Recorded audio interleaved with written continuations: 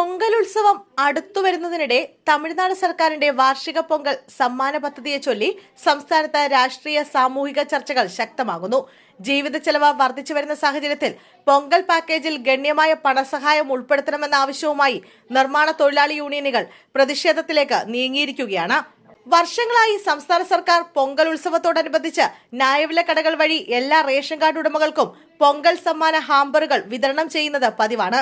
2021 മുൻ AIADMK സർക്കാരിന്റെ കാലത്ത് അവശ്യ സാധനങ്ങളോടൊപ്പം 2500 രൂപ പണസഹായം നൽകിയിരുന്നു. ഇത് ഇതുവരെ നൽകിയതിൽ ഏറ്റവും ഉയർന്ന ധനസഹായമായിരുന്നു. ഈ തീരുമാനം അന്ന് വലിയ ജനപ്രീതി നേടിയിരുന്നു. എന്നാൽ സർക്കാർ മാറിയതോടെ DMK ഭരണകൂടം പദ്ധതി തുടർന്നെങ്കിലും ഘടനയിൽ മാറ്റം വരുത്തി. തുടർന്നുള്ള വർഷങ്ങളിൽ 1000 രൂപ പണസഹായം നൽകിയിരുന്നെങ്കിലും ഈ വർഷത്തെ പൊങ്കൽ പ്രഖ്യാപനത്തിൽ നേരിട്ടുള്ള പണക്കൈമാറ്റം ഒഴിവാക്കി. അസംസ്കൃത അരി, പഞ്ചസാര, കരിമ്പ് തുടങ്ങിയ അവശ്യ വസ്തുക്കൾ മാത്രമാണ് പാക്കേജിൽ ഉൾപ്പെടുത്തിയിരിക്കുന്നത്. ഈ തീരുമാനം ദിവസവേതന തൊഴിലാളികളിലും തൊഴിലാളി സംഘടനകളിലും കടുത്ത വിമർശനത്തിനിടയാക്കി. ഉത്സവകാലത്ത് സാമ്പത്തിക സഹായം നിർണായകമാണെന്നും വിലക്കയറ്റത്തിന്റെ ഭാരം തൊഴിലാളി കുടുംബങ്ങളെ കനത്ത രീതിയിൽ ബാധിക്കുന്നുണ്ടെന്നും സംഘടനകൾ ചൂണ്ടിക്കാട്ടുന്നു.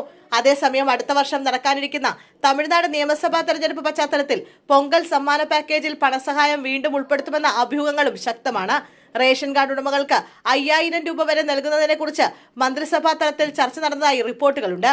എന്നാൽ സ്ത്രീകൾക്കായി നടപ്പിലാക്കി വരുന്ന പ്രതിമാസ ധനസഹായ പദ്ധതി സംസ്ഥാന ഖജനാവിൽ സൃഷ്ടിക്കുന്ന അധിക സാമ്പത്തിക സമ്മർദ്ദം കണക്കിലെടുത്ത് അന്തിമ തീരുമാനം വൈകുന്നതായാണ് സൂചന.